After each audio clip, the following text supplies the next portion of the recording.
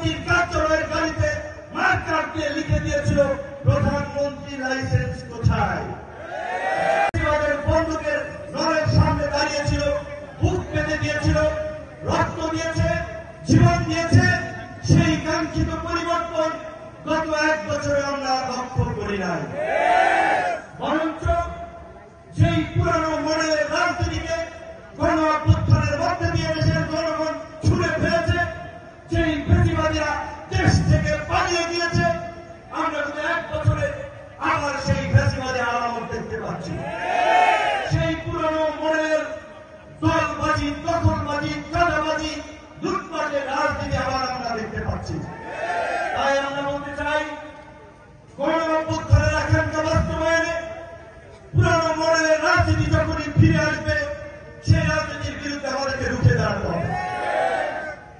24-এর গণ অভ্যুত্থান কোন রাজনৈতিক দলের ডাকা হয় নাই, কোন রাজনৈতিক দলের নেতার নির্দেশ হয় নাই। এদেশের জনগণ, ছাত্র, যুবক, তরুণেরা সময়ের প্রয়োজনে রাজপথে নেমে এসেছিল, যার সূচনা হয়েছে 2018 সালের ঐতিহাসিক কোটা সংস্কার আন্দোলন, 2018 সালের ঐতিহাসিক কিশোরদের আন্দোলন, নিরাপদ সড়ক আন্দোলন। সেই আন্দোলনে স্কুলগামী কলেজের শিক্ষার্থীরা প্ল্যাকার্ড তুলেছিল, রাষ্ট্র মেরামত চাই, রাষ্ট্র সংস্কার চাই। রাষ্ট্র সংস্কার চলছে, এমনকি ওই 16 বছরের দৈত্য দানবীয় ফ্যাসিবাদকে চ্যালেঞ্জ করেছিল প্রধানমন্ত্রীর কার্যালয়ের গাড়িতে মার্কার দিয়ে লিখে দিয়েছিল প্রধানমন্ত্রী লাইসেন্স কোথায়। এই কিশোরেরাই প্রধানমন্ত্রী লাইসেন্স দেখতে চেয়েছে। সেদিনই তারা ওই ফ্যাসিবাদের বিরুদ্ধে রুখে দাঁড়িয়েছিল, জনতাকে রুখে দাঁড়ানোর আহ্বান জানিয়েছিল, যার ফলে 24-এর গণ অভ্যুত্থান।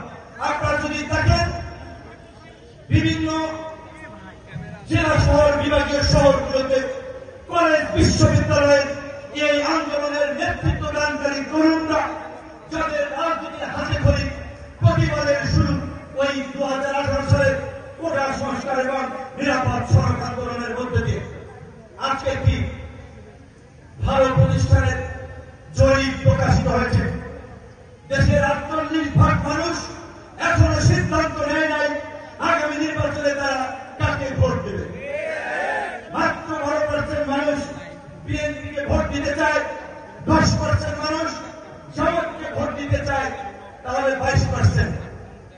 আর বাকি ভোটাররা, বিশেষ করে 48% মানুষ সিদ্ধান্ত নেয় নাই কাকে ভোট দেবে, 14% মানুষ বলতে চায় না কাকে ভোট দেবে। তার মানে পরিষ্কার, তারা বিএনপি, জামাত কাউকে ভোট দিতে চায় না। 48% মানুষের সিদ্ধান্ত আমরা জানি না। তাই আপনাদেরকে বলছি, আপনাদের সামনে অবর্ণনীয় সুযোগ আছে, অপার সম্ভব